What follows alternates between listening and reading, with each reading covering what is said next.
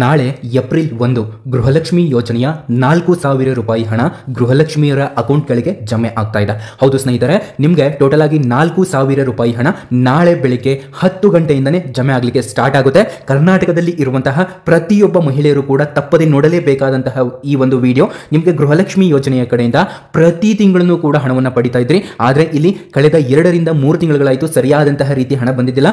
ಕೆಲವೊಬ್ಬರಿಗೆ ಇಲ್ಲಿ ಸರಿಯಾದಂತಹ ಪ್ರಮಾಣದಲ್ಲಿ ಹಣ ಬರ್ತಾ ಇದೆ, ಆದರೆ ತುಂಬಾ ಜನರಿಗೆ ಇಲ್ಲಿ ಸರಿಯಾದಂತಹ ರೀತಿಯಲ್ಲಿ ಹಣ ಬರಲಿಲ್ಲ. ಇಲ್ಲಿ ನಿಮ್ಗೆಲ್ಲರಿಗೂ ಕೂಡ ಒಂದು ಭರ್ಜರಿ ಗುಡ್ ನ್ಯೂಸ್ ಅನ್ನು ನೀಡಿದೆ ಸರ್ಕಾರ. ನಿಮಗೆ ಟೋಟಲ್ ಆಗಿ 4,000 ರೂಪಾಯಿ ಹಣ ನಾಳೆನೇ ನಿಮಗೆ ಜಮೆ ಆಗಲಿದೆ.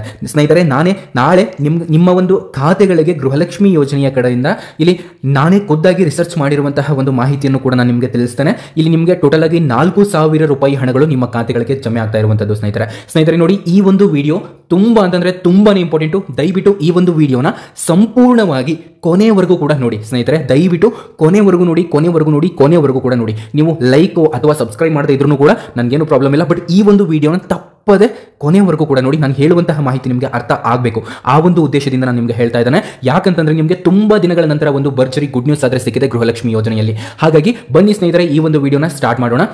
ನೋಡಿ, ನೀವು ಗೃಹಲಕ್ಷ್ಮಿ ಯೋಜನೆಯ ಕಡೆಯಿಂದ ಕೊನೆಯದಾಗಿ 16ನೇ ಕಂತಿನ ಹಣವನ್ನು ಪಡ್ಕೊಂಡಿದ್ದೀರಾ. ಇನ್ನು ಕೆಲವೊಬ್ಬರು 17ನೇ ಕಂತಿನ ಹಣವನ್ನು ಪಡ್ಕೊಂಡಿದ್ದೀರಾ. ಇವಾಗ ನಿಮಗೆ ಬರಬೇಕಾಗಿರುವಂತಹ ಕಂತು ಅಂತಂದ್ರೆ ಅದು 18ನೇ ಕಂತಿನ ಹಣ. ಮತ್ತೆ ನಿಮಗೆ ಈ ಒಂದು ತಿಂಗಳನ್ನು ಕೂಡ ಇವತ್ತು ಮುಗಿದ್ಬಿಡ್ತು. ಹಾಗಾಗಿ ನಿಮಗೆ ಟೋಟಲ್ ಆಗಿ 2 ಕಂತುಗಳು 18 ಮತ್ತು 19ನೇ ಕಂತಿನ ಹಣ ನಿಮ್ಮ ಖಾತೆಗಳಿಗೆ ಬರಬೇಕು.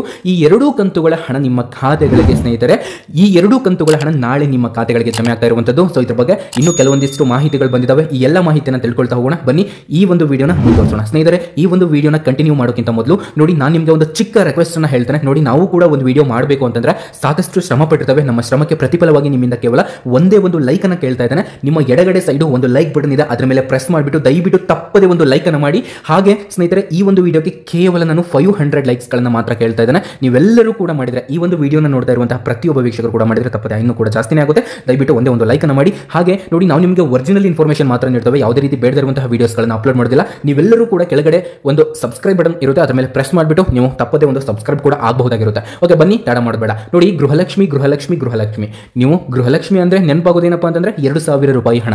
ಈ ಒಂದು 2,000 ರೂಪಾಯಿ ಹಣ ನಿಮಗೆ ಎಷ್ಟೋ ದಿನಗಳಾಯಿತು ಸರಿಯಾದಂತಹ ರೀತಿಯಲ್ಲಿ ಬಂದಿದ್ದಿಲ್ಲ. ಆದರೆ ನಿಮಗೆ ಇನ್ಮೇಲೆ ಈ ಒಂದು ಹಣ ಏನು 2,000 ರೂಪಾಯಿ ಹಣ ಇದೆಯಲ್ಲ, ಇದು ಡಬಲ್ ಆಗಿ 4,000 ರೂಪಾಯಿ ಹಣ ನಾಳೆ ನಿಮಗೆ 10:30 ಮೇಲ್ಪಟ್ಟು ಸುಮಾರು 10ರ ಮೇಲ್ಪಟ್ಟನೆ ಇದು ನಿಮ್ಮ ಖಾತೆಗಳಿಗೆ ಜಮೆ ಆಗ್ತಾ ಇರುವಂತದ್ದು. ಸ್ನೇಹಿತರೆ, ಸುಮಾರು ಯಾವ ಒಂದು ಜಿಲ್ಲೆಗಳಿಗೆ ಜಮೆ ಆಗಲಿದೆ ಹಾಗೂ ಗೃಹಲಕ್ಷ್ಮಿ ಯೋಜನೆಯ ಹಣ ಇನ್ ಕೇಸ್ ನಿಮಗೆ 15ನೇ ಕಂತಿನ ಹಣ ಬಂದು ಉಳಿದಿರುವಂತಹ ಕಂತುಗಳು ಬಂದೇ ಇಲ್ಲ ಅಂತಂದ್ರೆ ನೀವೇನು ಮಾಡಬೇಕು ಅನ್ನೋದನ್ನ ಈ ಒಂದು ವಿಡಿಯೋದಲ್ಲಿ ನಾನು ನಿಮಗೆ ತಿಳಿಸ್ತೇನೆ. ಸ್ನೇಹಿತರೆ, ದಯವಿಟ್ಟು ಈ ಒಂದು ವಿಡಿಯೋನ ಸಂಪೂರ್ಣವಾಗಿ ಕೊನೆವರೆಗೂ ಕೂಡ ವೀಕ್ಷಿಸಿ. ನೋಡಿ, ಯಾರಿನ್ನೂ ಲೈಕ್ ಮಾಡಿಲ್ಲ ಪ್ರತಿಯೊಬ್ಬರು ಕೂಡ ತಪ್ಪದೆ ಒಂದು ಲೈಕ್ ಅನ್ನು ಮಾಡಿ. ನೋಡಿ, ಗೃಹಲಕ್ಷ್ಮಿ ಯೋಜನೆಯ ಕಡೆಯಿಂದ ನಿಮಗೆ ನಾಳೆ 4,000 ರೂಪಾಯಿ ಹಣ ಬರ್ತಾ ಇರುವಂತದ್ದು.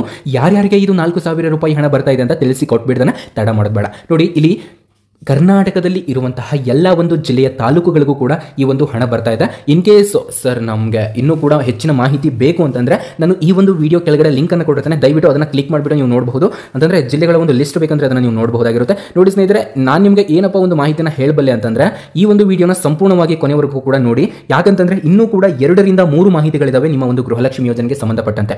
ನೋಡಿ, ದಯವಿಟ್ಟು ಇವಾಗ ನಿಮ್ಮ ಒಂದು ಖಾತೆಗಳಿಗೆ ಯಾವ ಒಂದು ಕಂತಿನ ಹಣ ಕೊನೆಯದಾಗಿ ಬಂದಿದೆ ಅದನ್ನ ದಯವಿಟ್ಟು ಕೆಳಗಡೆ ಕಾಮೆಂಟ್ ಬಾಕ್ಸ್ ನಲ್ಲಿ ಕಾಮೆಂಟ್ ಅನ್ನು ಮಾಡಿ. ಇದರಿಂದ ನಿಮ್ಮ ಒಂದು ಕಾಮೆಂಟ್ಗಳಿಗೆ ನಾವು ಕೂಡ ರಿಪ್ಲೈ ಮಾಡ್ತೇವೆ. ಹಾಗೆ ಈ ಒಂದು ಗೃಹಲಕ್ಷ್ಮಿ ಯೋಜನೆಯ ಒಂದು ಕೊನೆಯದಾಗಿ ಬಂದಿರುವಂತಹ ಒಂದು ಕಂತು ಅಂತಂದ್ರೆ ಅದು 17ನೇ ಕಂತಿನ ಹಣ ಆಗಿದೆ. ಸ್ನೇಹಿತರೆ, ಯಾವ ಒಂದು ಮಹಿಳೆಯರಿಗೆ ಇನ್ನೂ ಕೂಡ 18ನೇ ಕಂತಿನ ಹಣ ಬಂದಿಲ್ಲ ಅಂತವರಿಗೆ ಬರೋಬ್ಬರಿ 4,000 ರೂಪಾಯಿ ಹಣ ನಿಮ್ಮ ಖಾತೆಗಳಿಗೆ ಜಮೆ ಆಗಲಿದೆ. ಕರ್ನಾಟಕದಲ್ಲಿ ಇರುವಂತಹ ಎಲ್ಲ ಒಂದು ಜಿಲ್ಲೆಗಳಿಗೂ ಕೂಡ ನಾಳೆನೇ ಜಮೆ ಆಗ್ತಾ ಇದೆಯಾ? ಸೊ ಇದ್ರ ಬಗ್ಗೆ ಇವಾಗ ತಿಳಿಸ್ತೇನೆ, ಸರಿಯಾಗಿ ಕೇಳಿಸ್ಕೊಳ್ಳಿ ಮತ್ತು ಕೊನೆವರೆಗೂ ಕೂಡ ನೋಡಿ. ತಪ್ಪದೆ ಒಂದೇ ಒಂದು ಲೈಕ್ ಅನ್ನು ಮಾಡಿ. ನೋಡಿ, ಕರ್ನಾಟಕದಲ್ಲಿ ಇರುವಂತಹ ಎಲ್ಲ ಒಂದು ಜಿಲ್ಲೆಗಳಿಗೂ ಕೂಡ ಜಮೆ ಆಗುತ್ತೆ. ಯಾಕಂತಂದ್ರೆ ಇದೊಂದು ಕರ್ನಾಟಕದ ಅಂಡರ್ನಲ್ಲಿ ಇರುವಂತಹ ಒಂದು ಗ್ಯಾರಂಟಿ ಯೋಜನೆಯಾಗಿದೆ. ಇದು ನಿಮ್ಗೆಲ್ಲರಿಗೂ ಕೂಡ ಗೊತ್ತಾ ಇದೆ.